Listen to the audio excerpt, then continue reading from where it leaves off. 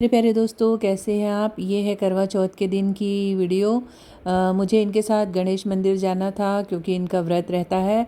तो मैंने साड़ी पहनी क्योंकि मुझे मंदिर में साड़ी पहन के जाना अच्छा लगता है। और ये हमारे शहर का बहुत ही पुराना गणेश मंदिर है। तो गणेश चतुर्थी के दिन हम अक्सर यहाँ दर्शन करने आते हैं। और मेरे एक्सीडेंट के बाद मुझे यहाँ आना भी था, तो मैं साथ में चली आई। और आज त्यौहार का दिन है और बिना भगवान का नाम लिए त्यौहार शुरू नहीं हो सकता, ये सब आप भी जानते हैं। तो इस मंदिर का अभी भी नया इंटीरियर शुरू हुआ है और काम चल ही रहा है, लेकिन हमेशा की तरह भीड़ वैसी ही बनी रहती है। बहुत मानता है इस मंदिर की और हम हमेशा आते हैं। फिर मैंने भोलेनाथ को जल चढ़ाया और प्रणाम किया, मानता मांगी। यहाँ पर एक ही मंदिर में बहुत सारे देवी देवता है। बहुत अच्छा लगता है, बहुत शांति फील होती है। ये नवग्रह के पूरे भगवान हैं। मैंने प्रदक्षिणा डाली और अब घर जाके चांद की पूजा भी करनी थी। मैं व्रत नहीं करती, लेकिन हाँ पूजा ज़रूर करती हूँ क्योंकि पूजा पाठ का मेरे जीवन में बहुत अलग ही महत्व है।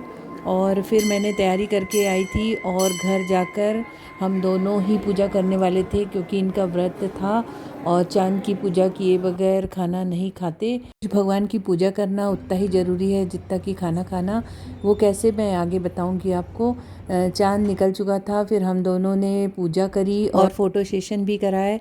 फिर अगले दिन सुबह इन्हें बिज़नेस टूर पे निकलना था, इसलिए हमने साथ में खाना वाना खाया और फिर तैयारी में लग गई। इनकी बैग पैकिंग करी क्योंकि सुबह सुबह ट्रेन थी और सुबह मुझे इनके लिए टिफ़िन भी बनाना था, तो वो थोड़ी हड़बड़ी थी। ये आज सुबह का टाइम है, ये जा चुके हैं और इनके जाने के बाद मुझे काफ़ी पसलियों में पेन हो रहा था क्योंकि अभी मैं बहुत अच्छे से ठीक नहीं हो पाई हूँ।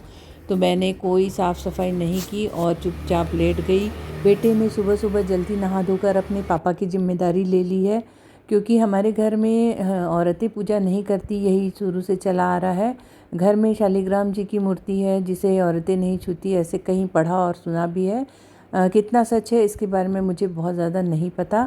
जब भी पतिदेव बाहर होते हैं तो बेटा ही भगवान जी को नहलाना, भोग लगाना, आरती करना वही करता है। उसके बिना हमारे दिन की घर की शुरुआत नहीं होती और ये बहुत ज़रूरी भी है। मैं आप लोगों से एक बात कहना चाहती हूँ कि भगवान जी को रोज़ नहलाना और भोग लगाना इसलिए भी ज़रूरी है कि वो हमारे पेरेंट्स जैसे हैं, घर के सदस्य हैं। जैसे हम रोज़ नहाते और खाना खाते हैं हमारे लिए ज़रूरी है, वैसे ही हमारे घर के भगवान जी के लिए भी ज़रूरी है। मैंने कई घरों में देखा है कि तीज त्यौहार पर ही भगवान जी को नहलाया धुलाया जाता है, उनकी पूजा की जाती है, तो ये बात बहुत गलत है। भगवान जी को अपने घर का सदस्य समझिए, उनकी खूब सेवा कीजिए, उन्हें रोज़ नहलाना, भोग चढ़ाना ये भी ज़रूरी है। जैसे वो हमारा हर दिन ख्याल रखते हैं वैसे ही हमें भी उनका ख्याल रखना चाहिए और उनकी सेवा करनी चाहिए। और मैं एक चीज़ कहूँगी कि हमें अपने सभी बच्चों को सिखाना चाहिए, अगर ये इतनी पूजा पाठ नहीं आती है तो कम से कम स्कूल जाने से पहले भगवान जी का, जिस भी भगवान जी का नाम आपको आता है 11 बार नाम लीजिए, प्रणाम कीजिए और फिर अपनी रोज़ की रूटीन शुरू कीजिए।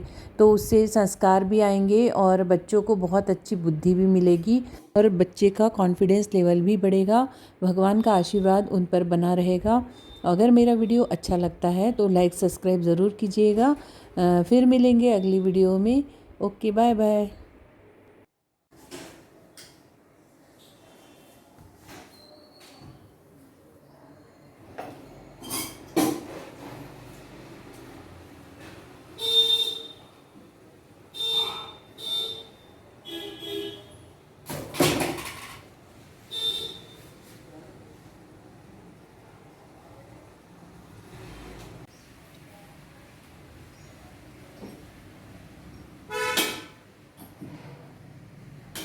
नवरात्रि के एक दिन पहले तो अच्छे से सजा के रखे थे, पूरा वैसे का वैसा हो गया पहले। इतना गंदा लग रहा है मेरे को। क्या करे बेटा। या फिर तो क्या, ये तो कितना नया